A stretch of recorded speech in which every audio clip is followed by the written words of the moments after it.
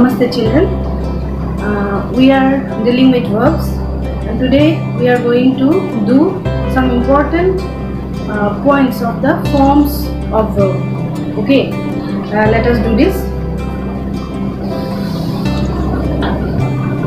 So as we have come to know that verbs have these 5 forms.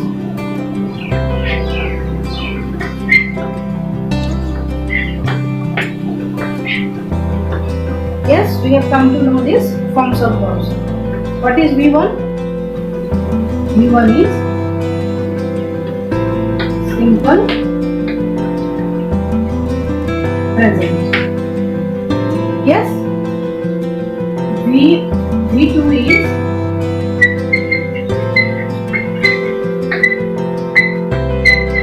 simple past and V3 is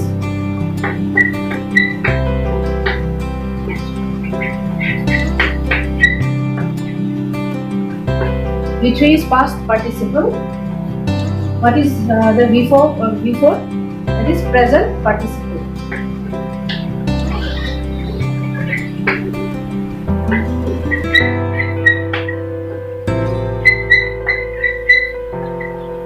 Past participle, then present participle. Present participle that we will discuss with non-finite verbs in details. That is V1 plus ing.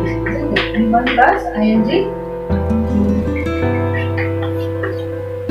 In continuous form. Then this is again simple present.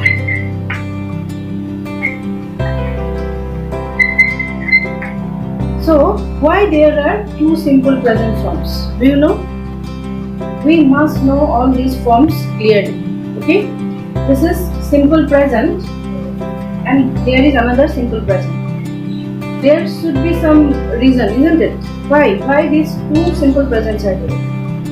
So there are 2 simple presents because the first form, always remember, it is plural and this simple present is the singular form. Okay? Sometimes students used to do mistake here, isn't it? Suppose the form, this is simple present plural and this is simple present singular. Okay.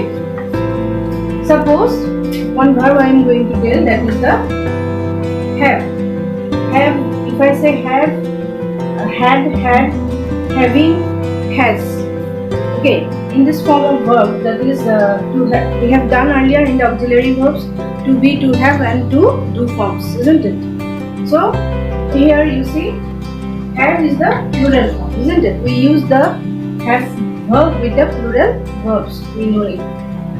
Here the simple past is had. Past participle also had. And the present participle is having. Present participle is having. And simple past is has. Generally, students used to do mistake. They think V1 and V5 both are same. V1, V5 both are same. They think so, but it is not like this. Has is the V5 form and have is the V1 form of this verb. Children, let's take one more example. I am taking the verb go. The present form, the simple present is go. The simple past of go is went, and past participle is gone. Yes, go, went, gone. Now present participle is going. Going, and simple present is goes. Clear? This is go, simple present. Don't think that go and goes will fall in the same form. It is not like this. V1, V5 both are simple present, but V1 is plural, this is plural, and V5 is singular. Always remember. So V1, that is plural. Suppose go, I go to school daily. I go to school daily. Suppose in this sentence, I go, that is the plural form, which I subject. and he goes to school daily, isn't it? It is the third person singular. We use GOES. In auxiliary verbs we have done it. We use the form GOES with third person singular. He goes, she goes, it goes. Clear? So you can see here, he goes, she goes, but they go, I go, isn't it? So this also we will come to learn in subject verb agreement. Okay. In noun, when we make from singular to plural, we add s, isn't it? S or es we add and make the nouns from singular to plural. But it is not the same thing with the verbs. How do we make the verbs plural?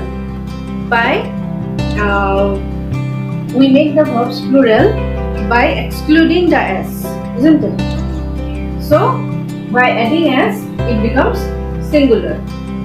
Okay, by adding es, it is singular, and by excluding es, this is plural. Just the opposite. Have you got the point? So in noun forms, in nouns, we make from singular to plural by adding es or s, isn't it? But in verbs, we make the verb forms plural by excluding s and adding es to the singular. He goes, she goes. Here it is singular form, and we are adding es. But they go, I go, we are excluding the es and making it plural. This is plural, this is singular. Understood? Now let's have a look at some difficult verbs that generally we get puzzled, isn't it?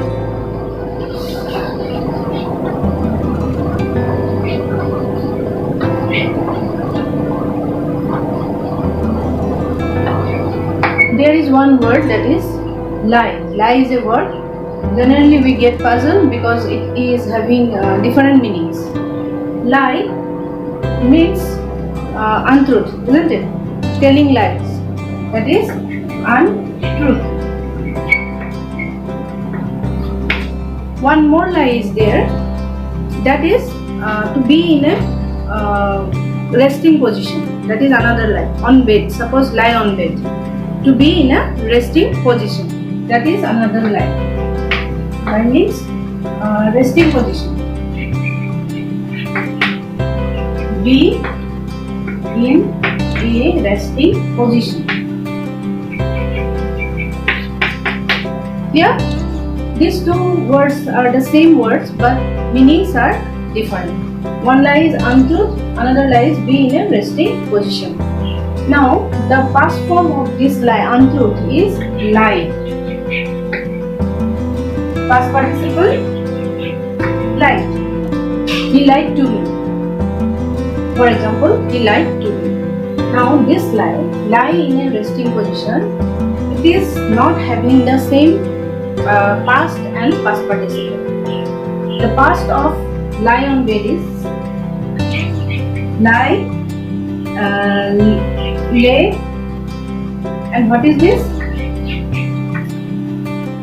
Generally, here we do mistake. Lie, lay. We generally think it is late, isn't it? Many of us used to do this mistake. Lie, lay, late.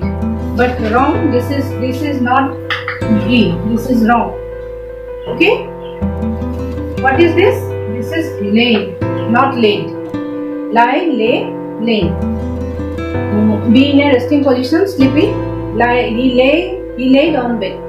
Lie down on bed. Now, next, another verb is there, lay. This lay is the past form of lie, and another verb is there, that is lay. This lay means put something in a horizontal position.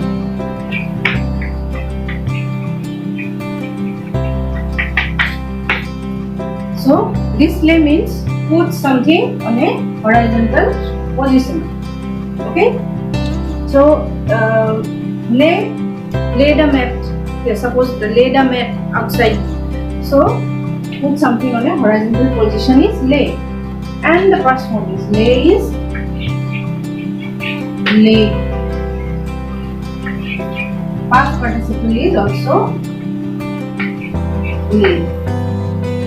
Lay, late, late. Okay.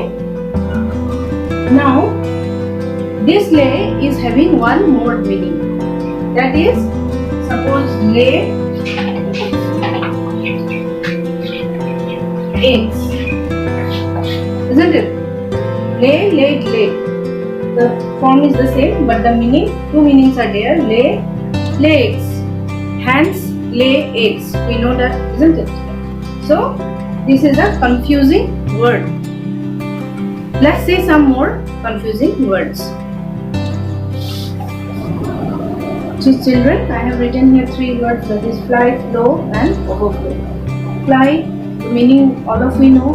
Fly, the bird flies. Then flow, river flows. Isn't it? And overflow is something that flowing over. Some liquid that flows over some object. So here the past form of fly is flew, and past participle is flown. Flow, flowed, flew. Overflow,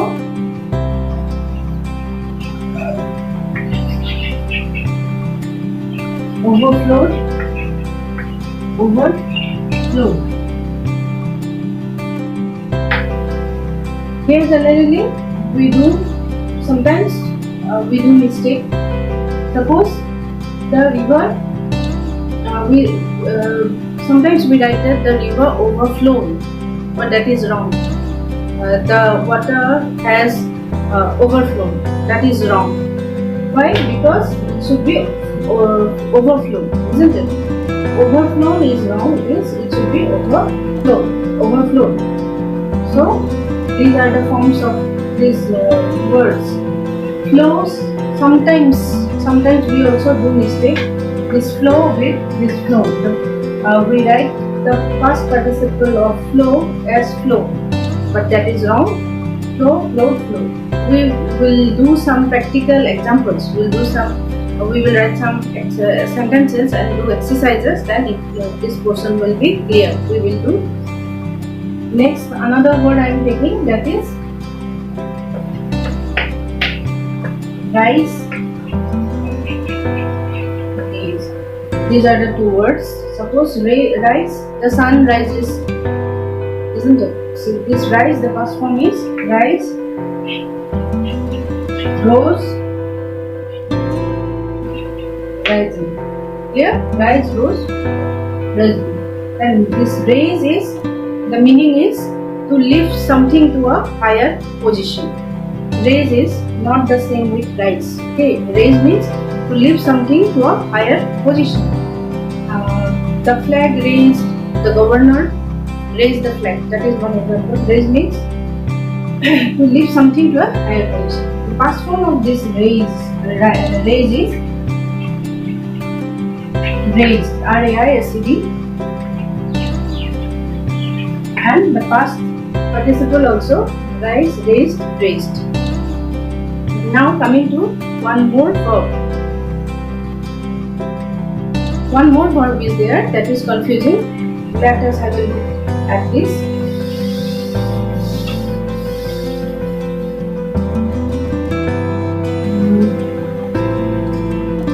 Here is the verb hang. This hang is having two meanings. Okay, one hang. Suppose somebody hanged. Somebody hanged something on the wall, to fix something on the wall. That is one hang. To fix something on the wall, that is hang. He hanged the photograph on the wall. But this H-A-N-G hang means tie a rope around the neck and die, isn't it? So this hanged, and this hang is hung. Suppose this hang to fix something on the wall. The meaning is hang, hung. Clear? He hung the photo frame yesterday on the wall. This is fix something on the wall. And this hang,